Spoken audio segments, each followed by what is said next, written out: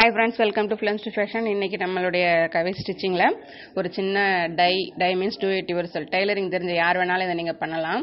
எனக்கு ஒரு தேவை இருந்துச்சு, என்னுடைய பெட்டுக்கு பக்கத்தில் மொபைல் வைக்கிறதுக்கு, ரிமோட் வைக்கிறதுக்கு, கண்ணாடி வைக்கிறதுக்கு ஒரு ஹேங்கிங் வேணும் அப்படின்ட்டு. அதுக்காக அங்கே ஒரு ஷெல்ஃப் வைக்க முடியாது. ஸோ என்ன பண்ணலாம் அப்படின்னு யோசிக்கும்போது இந்த பழைய ஷர்ட் ஒன்று வந்து வீட்டில் கிடந்துச்சு. ஸோ அந்த ஷர்ட்டு அந்த ஹேங்கரையும் யூஸ் பண்ணி தான் நான் இன்னைக்கு அந்த டை செய்ய போகிறேன்.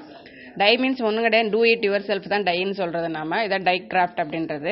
ஸோ இதை என்ன பண்ணுறேன், அந்த ஹேங்கிங்குடைய அடிப்பகுதிக்கு தகுந்த மாதிரி அகலம் வெட்டி எடுத்துக்கிட்டு அந்த மெட்டீரியலை வந்து எவ்வளோ நீளம் வேணுமோ அதை எடுத்துக்கலாம். இந்த நீளமும் அகலமும் உங்களுக்கு தேவையானதை பொறுத்து தான். ஸோ இதுக்கு கரெக்டான மெஷர்மெண்ட் அப்படின்லாம் எதுவும் கிடையாது. கார்னரை தச்சு எடுத்துக்கிறேன். இப்போ நான் கார்னரை தச்சு எடுத்துட்டு அதை அப்படியே உள்பக்கமாக திருப்பிக்கிட்டோம் அப்படின்னாக்கா நமக்கு வந்து அந்த பிசிறு எல்லாமே உள்ளே போயிடும்.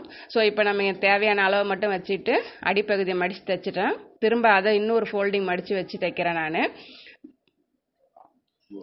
இப்போ என்ன பண்ணுறேன், அதை 3 ரூமாக வந்து தைக்கிறேன். அது சைடில் இருக்கிறதுல வந்து 3 ரூமாக நான் தைக்கிறேன். அது தைச்சோம்னாக்கா ஒன்று வச்சுக்கலாம். இப்போ அதை ஹேங்கரோடய அட்டாச் பண்ணிக்கிறேன்.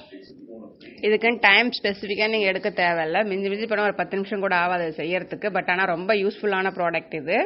ஸோ நீங்களே செஞ்சு பாருங்கள். இதில் நிறைய டெக்கரேட் பண்ணலாம், குழந்தைங்களுக்கான பொருள் வைக்கலாம், உங்களுக்கான பொருளுமே வச்சுக்கலாம். ஸோ ட்ரை பண்ணி பாருங்கள். தேங்க்ஸ் ஃபார் வாட்சிங்.